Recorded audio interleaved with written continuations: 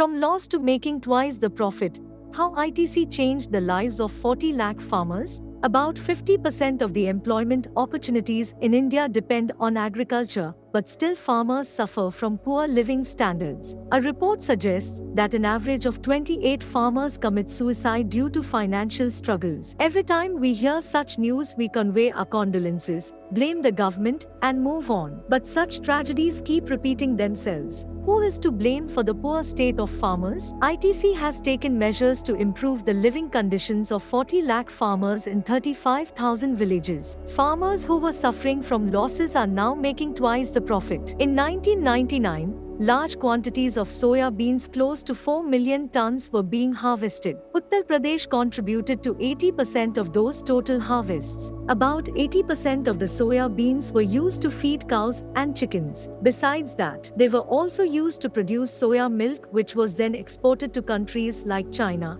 Pakistan, and UAE. Herbal oil rich in nutrition was extracted from 20% of the remaining soya beans. In such a scenario, shouldn't the farmers have earned profit from all this? Unfortunately, no. They were struggling with debts. They did not even have enough money to buy seeds and pesticides for their next harvest. Even ITC could not earn a substantial profit. But the global demand for soya beans remained the same. An unorganized supply chain was the primary reason for the struggles that the farmers faced. Usually, farmers bring their harvests to government-authorized markets where their products' rates are fixed and then sold to government-authorized exporting firms by bidding. The markets that were supposed to act as the bridge between farmers and exporters turned out to be the root cause of the problem. About 80% of the farmers lived 30 to 50 kilometers away from the government-authorized markets. Hence, the farmers had to spend their own money to transport their products to the market. Middlemen took advantage of the farmers who had no means of transport by buying their soya beans for a mere 100 rupees profit. Some farmers get their products to the markets with hopes of getting a fair price. But most export companies at the market bid for prices lower than the actual production cost. Since only government-approved companies are allowed to place bids,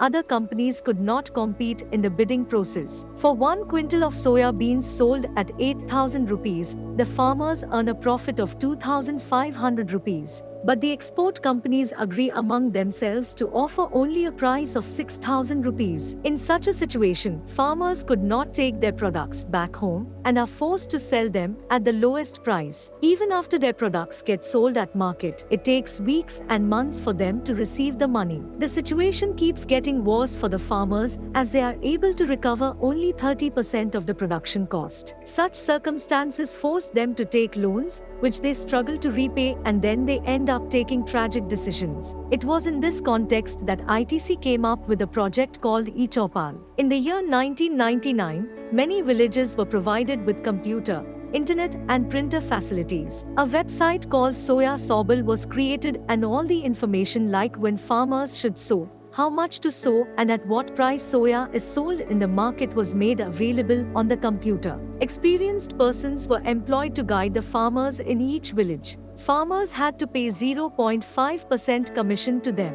At the same time, they greatly helped the farmers to get better yield and better profit. Meanwhile, ITC got permission from the government to purchase products directly from farmers. ITC company directly purchased agricultural products by setting up 44 touchpoints, including 5 processing units, 39 warehouse. These procurement stations were located within easy reach of the farmers. Apart from this, the ITC company provided countless information to the farmers, including weather conditions, sowing method, fertilizer suitable for the soil, harvesting period, which helped in increasing the yield, established soil research laboratories, and provided necessary guidance to farmers through qualified scientists. Apart from this, the ITC company provided countless information to the farmers, including weather conditions, sowing method, fertilizer suitable for the soil, harvesting period, which helped in increasing the yield, established soil research laboratories, and provided necessary guidance to farmers through qualified scientists. Due amount was given to the farmers immediately without any delay. This eliminated the exploitation of farmers by middlemen.